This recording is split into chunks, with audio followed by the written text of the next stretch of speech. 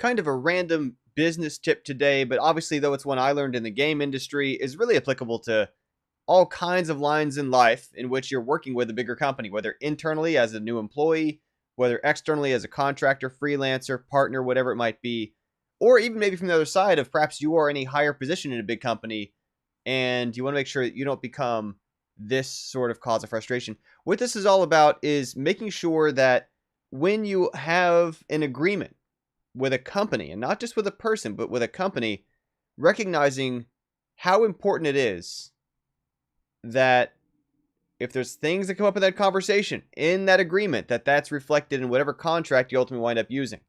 And that sounds obvious, and people assume that, like, yeah, that's what lawyers are for. And people assume that, well, okay, well, we'll sort that out, and they know, and it's no big deal. And or they'll figure that the reason why it needs to be there is in case you have to sue somebody, and that hopefully rarely is ever actually where it leads to.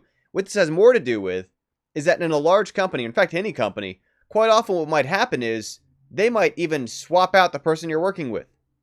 Perhaps the producer, the partner, the writer, whoever it was that you were working with, the director, they move on to somewhere else in their career. They move on to a different company. In their place, they move someone else up into that spot.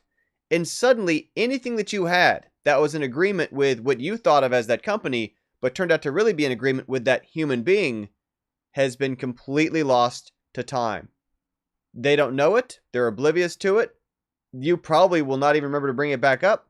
And they certainly will not hold themselves to it because you didn't have that agreement with the company, and it's not in what they can see to catch up on it. You had that agreement with a person who is no longer there. And so all this is about is just trying to make sure that you don't make some of the same mistakes maybe I did earlier in my career. That, like I say, you don't really ever think of it as you have an agreement with that person. It's got to be with that company. And if it's not on that paper, it's not part of the agreement. Just making sure that when the person rotates out, you don't wind up in trouble.